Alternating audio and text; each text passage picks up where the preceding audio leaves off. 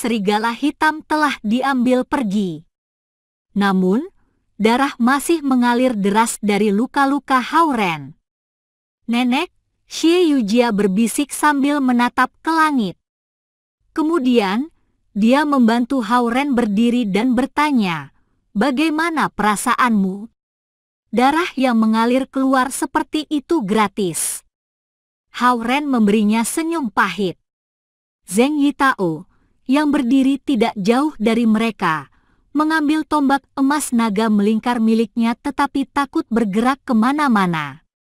"Jangan bergerak, Hao-Ren.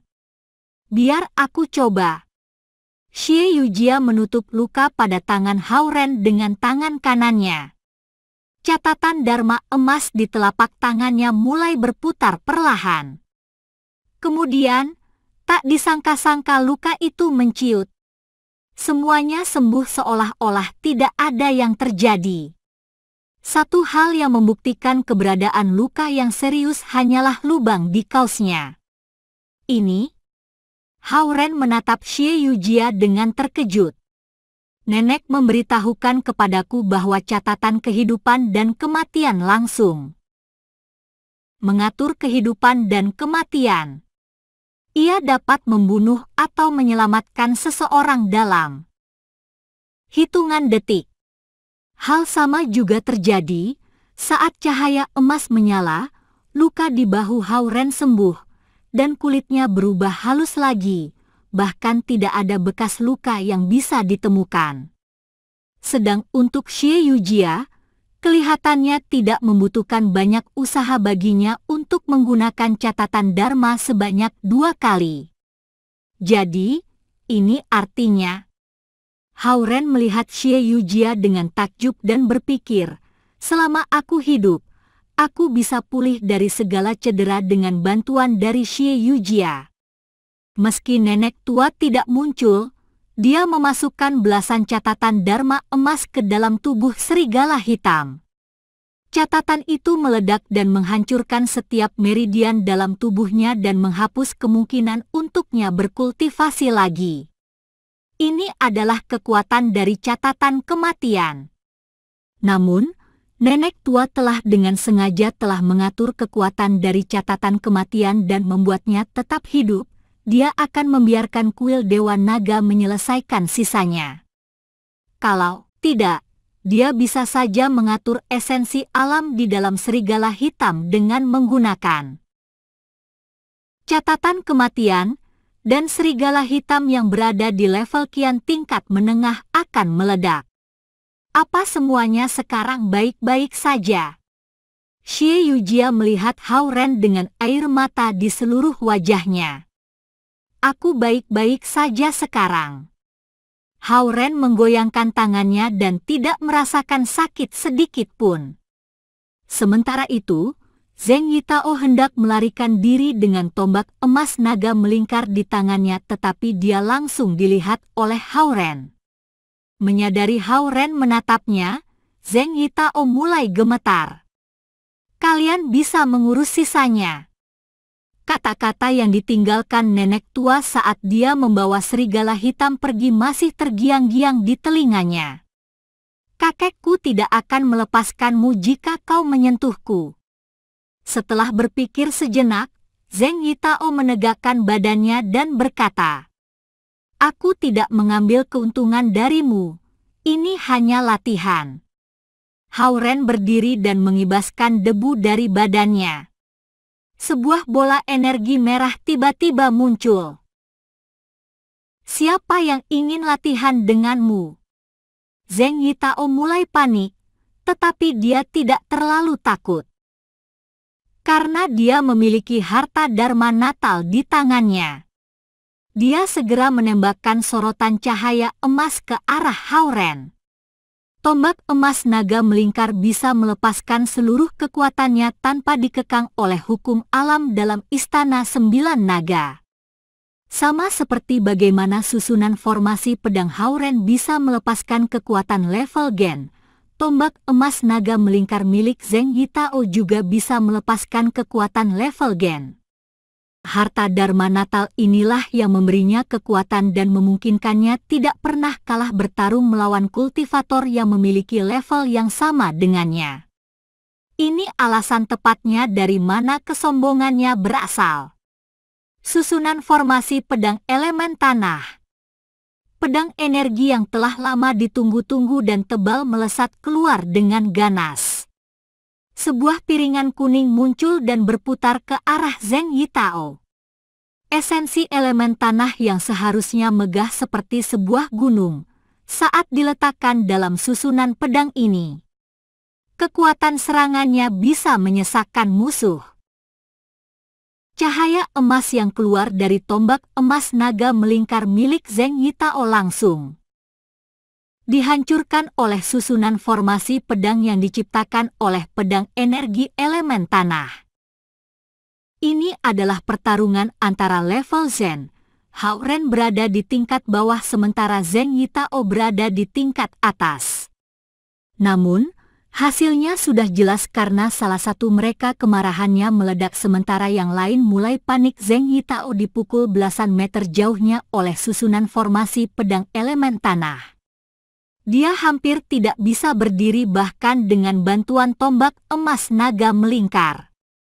Hao Ren tidak ingin terlalu mendorongnya terus-menerus karena Zheng Yitao masih murid sekolah tinggi.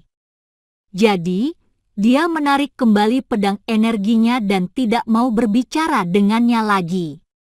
Putih kecil perlahan-lahan merangkak keluar dari tumpukan batu di kejauhan. Masih ada sedikit darah di pinggir mulutnya. Ia ditendang oleh serigala hitam dan mengalami cedera yang serius. Putih kecil. Xie Yujia bergegas ke arah putih kecil dan mulai menyembuhkan cederanya. Boom. Dalam 2 detik, putih kecil berubah menjadi bentuk singa saljunya dengan cakarnya menyala. Putih kecil juga berada di level Zen. Zheng Yitao menilai situasinya dan menyadari dia tidak mungkin menang karena Hao Ren dan putih kecil keduanya berada di level Zen dan Xie Yujia bisa menyembuhkan mereka terus-menerus. Apa yang tidak dia ketahui bahwa Lu Linlin dan Lu Lili telah menerima sinyal dari lonceng dan berusaha mencari dan menyelamatkan mereka. Mereka akan mengoyakkan Zheng Yitao jika mereka melihat Hao Ren cedera. Lautan Timur harus mempertimbangkan semua hal, dan nenek tua tidak bisa terlalu mempermalukan kuil Dewa Naga. Namun, kakak beradik Lu tidak akan peduli. Aku hanya berusaha menakut-nakutimu.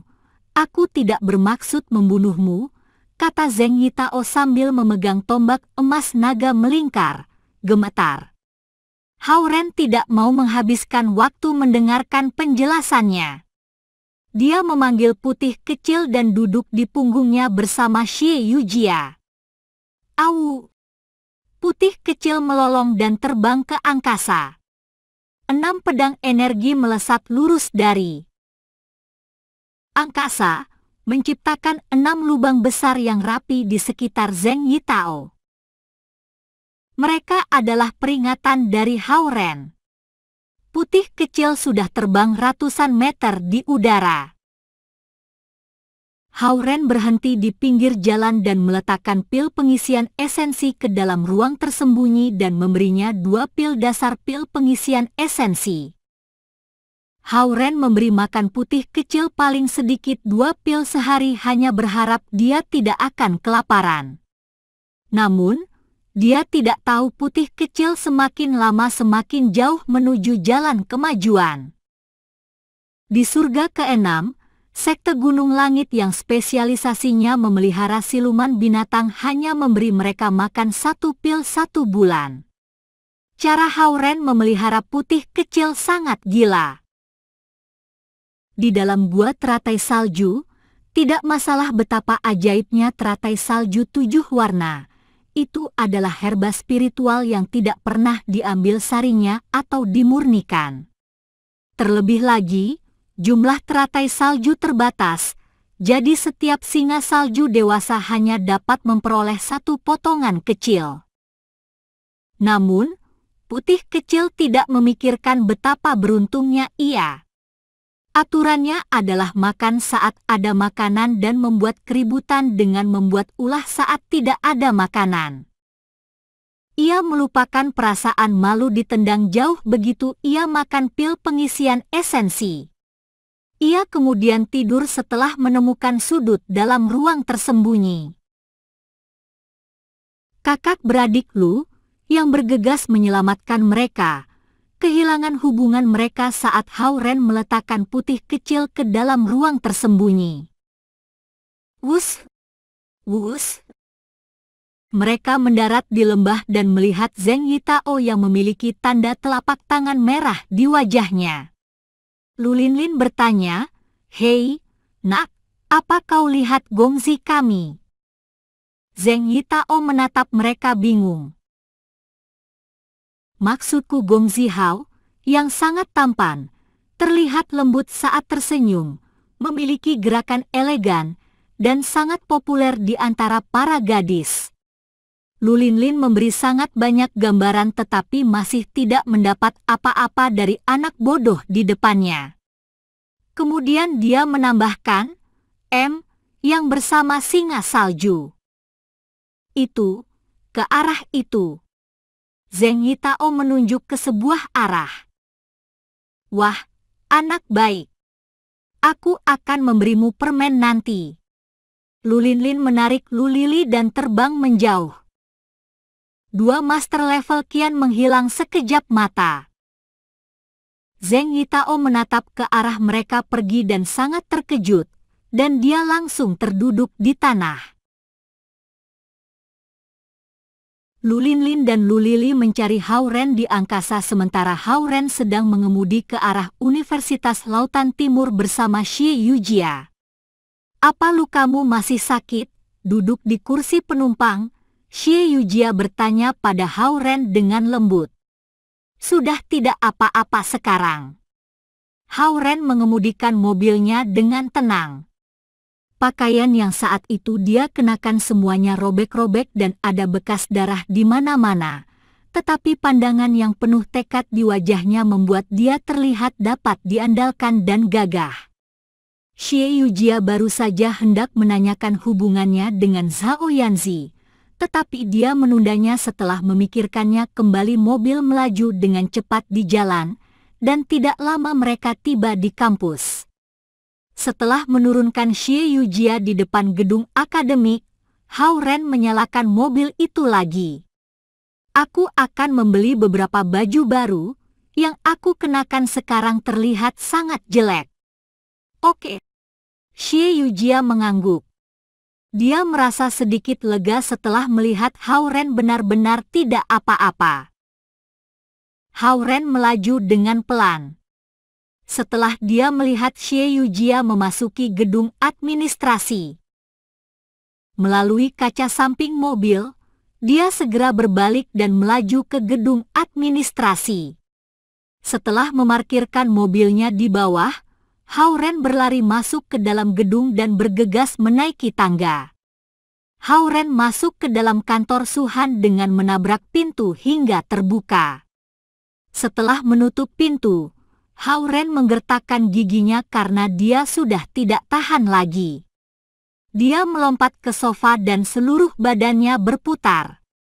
Itu merupakan suatu persyaratan untuk mengalami rasa sakit yang diakibatkan dari transformasi tubuh ketika naik dari level Li ke level Zen. Dia kelihatannya seperti sedang mengemudikan dengan tenang tadi, tetapi sebenarnya dia sedang menggertakkan giginya dan berusaha menahan pergulatan yang sangat menyakitkan. Rasa sakit yang teramat sangat sudah dimulai semenjak dia memberikan Zheng Yitao pelajaran. Dia pura-pura tenang hanya karena dia tidak ingin memperlihatkan kelemahannya pada Zheng Yitao. Sekarang, keringat menetes menuruni kening Hao-Ren. Dalam perjalanan pulang, dia tetap diam selama menyetir. Kelihatannya dia sedang berpikir keras atau berusaha menahan kemarahannya. Tetapi sebenarnya dia hampir pingsan karena sakit yang luar biasa. Dia tidak ingin Xie Yujia mengkhawatirkannya. Oleh karena itu, Dia berusaha menahan dirinya memperlihatkan sesuatu yang tidak biasa.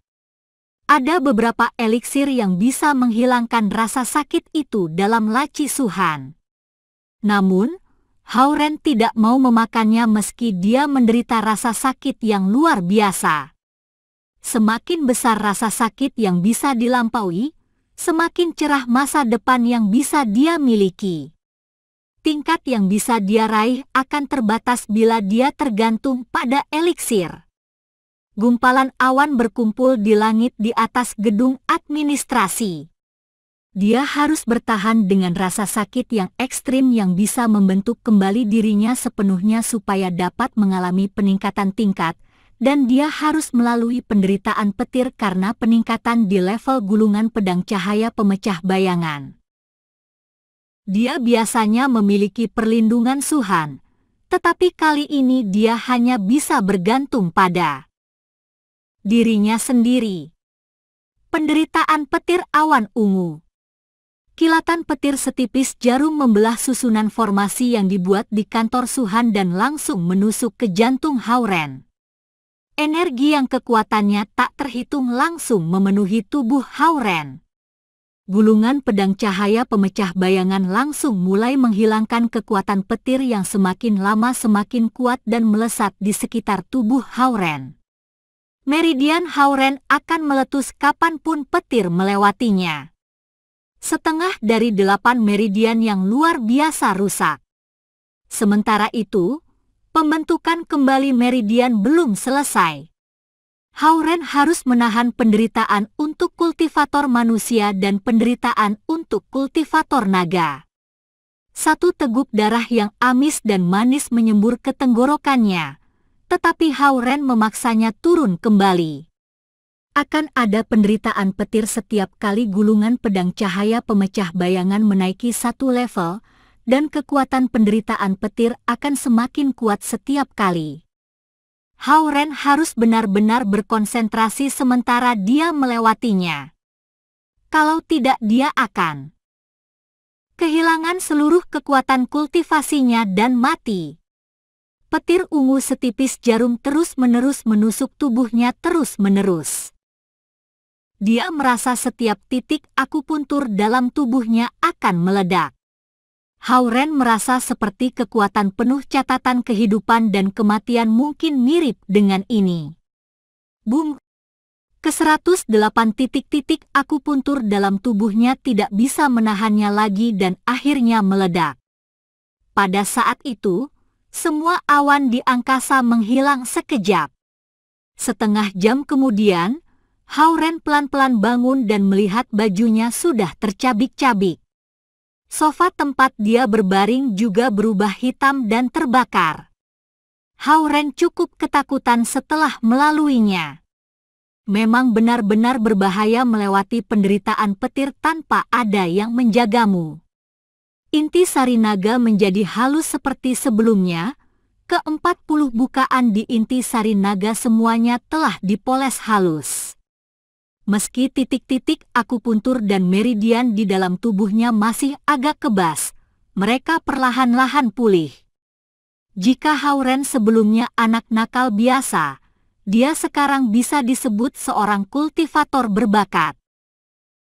Pengalaman membentuk kembali seluruh dirinya sangat menyakitkan, tetapi komposisi tubuhnya dan kualitasnya meningkatkan secara spektakuler. Yurong dan lainnya mungkin tidak bisa mengetahui perbedaannya karena mereka hampir setiap hari bersama Hauren, tetapi semua teman lamanya dari sekolah tinggi akan terkejut menemukan bahwa Hauren berubah dari yang biasa saja menjadi teramat tampan. Bahkan gerakan dan ekspresinya mengikuti hukum alam. Wus! Hauren menghela napas. Dia hampir menjatuhkan teleponnya ke lantai setelah menyadari betapa berantakannya dia. Dia mengangkat telepon dan melihat pesan dari Xie Yujia bertanya bagaimana belanja pakaiannya. Hauren berpikir sejenak dan menjawab dia mendapat baju dan akan segera kembali ke kelas. Dia tidak bisa keluar seperti ini, jadi dia memanggil Lulinlin dan memintanya membawakan bajunya. Lulinlin dan Lulili merasa cemas karena mereka tidak dapat melacak Hauren. Mereka tidak sadar mereka bisa menggunakan telepon mereka sampai Hauren menelepon mereka. Lulinlin menepuk kepalanya.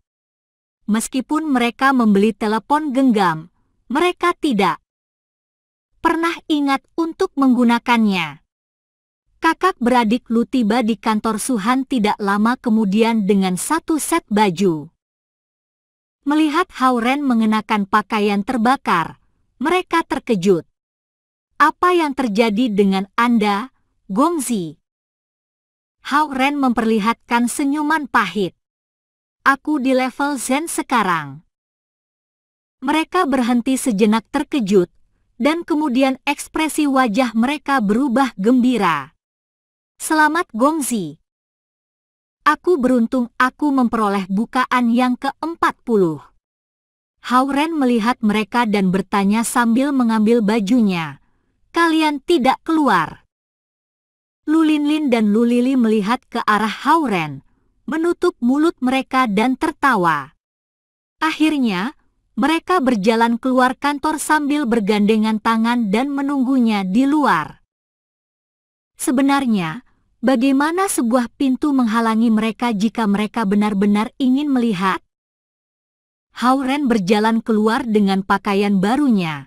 Dia terlihat sangat tampan kecuali rambutnya yang berantakan. Dia lembut namun memiliki kekuatan. Dia tenang begitu juga memiliki kegagahan. Jika berada di surga kelima, seorang kultivator di tingkat formasi inti seperti dirinya akan disebut paman master dan akan dihormati oleh para kultivator dalam sekte itu. Gongzi semakin lama semakin tampan sekarang. Melihat Hauren keluar, Lulinlin menyelipkan kata-kata yang memuji namun jujur. Jadi, alasan Gongzi mencari kami karena ingin kami menjaga Anda. Maaf. Kami terlambat, menggigit bibir bawahnya. Lulili meminta maaf. Hauren tidak ingin membicarakan lebih banyak tentang apa yang telah terjadi di lembah, jadi dia menggelengkan kepalanya dan berkata, "Jangan khawatir, itu mengerikan tetapi tidak berbahaya. Semuanya baik." Dia melihat kembali ke arah sofa yang terbakar dalam kantor Suhan dan berkata, "Aku rasa aku harus membelikan sofa baru untuk Suhan sekarang." "Percayakan pada kami," Lulinlin dan Lulili berkata dengan gembira. Semakin kuat Hauren, semakin gembira mereka. Mereka mengetahui banyak tempat menarik di dunia fana. Sayangnya, Hauren tidak bisa menjelajahinya bersama mereka dengan kekuatannya saat ini.